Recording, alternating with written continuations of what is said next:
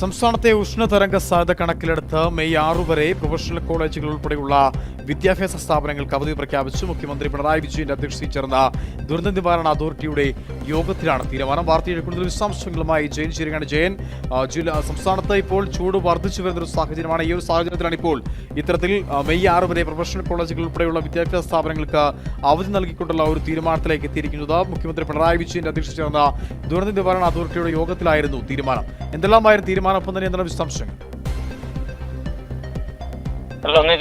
സംസ്ഥാനത്ത് ചൂട് കൂടിയ സാഹചര്യത്തിലാണ് മെയ് 6 വരെ പ്രൊഫഷണൽ കോളേജ് ഉൾപ്പെടെയുള്ള വിദ്യാഭ്യാസ സ്ഥാപനങ്ങൾക്ക് അവധി പ്രഖ്യാപിച്ചിരിക്കുന്നത്. മുഖ്യമന്ത്രിയുടെ അധ്യക്ഷതയിൽ ദുരന്ത നിവാരണ അതോറിറ്റിയുടെ യോഗത്തിലാണ് ഇന്ന് തീരുമാനമുണ്ടായിരിക്കുന്നത്. സ്കൂൾ വിദ്യാർത്ഥികൾക്ക് അവധിക്കാല ക്ലാസുകൾ 11 തൊട്ട് 3 മണി വരെ ഒഴിവാക്കണം. പോലീസ്, അഗ്നിശമന മറ്റെല്ലാ വിഭാഗങ്ങളിലുള്ള തൊഴിലെടുക്കുന്നവർക്കും രാവിലെ 11 തൊട്ട് 3 വരെയുള്ള ചൂട് അടിക്കരുതെന്നും നിർദ്ദേശമുണ്ട്. ഇപ്പൊ ജില്ലയിലാണെങ്കിൽ ജില്ലയിലെ മുഴുവൻ കുളങ്ങളും നദികളും എല്ലാം വറ്റി വരേണ്ട കുടിവെള്ളക്ഷാമം നേരിടുന്ന സമയമാണ്.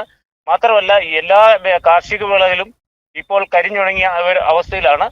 ഇപ്പൊ പകൽ സമയത്ത് അടിക്കുന്ന ചൂട് സാധാരണ ആൾക്കാർക്ക് താങ്ങാൻ പറ്റുന്നതല്ല. ഈ സൂര്യന്റെ രശ്മികൾ ഏറ്റു കഴിഞ്ഞാൽ ഭയങ്കരമായ പകർച്ചവ്യാധികൾ ഉൾപ്പെടെയുള്ള പല രോഗങ്ങളിലേക്കും കടക്കുന്ന ഒരു അവസ്ഥയുണ്ട്. ഈ സാഹചര്യത്തിലാണ് മുഖ്യമന്ത്രി ദുരന്ത നിവാരണ അതോറിറ്റിയുടെ യോഗം വിളിച്ചു ചേർക്കുകയും ഇങ്ങനെ 6-ാം തീയതി വരെ, അടുത്ത മാസം 6 വരെയുള്ള അവധി പ്രഖ്യാപിച്ചിരിക്കുന്നു.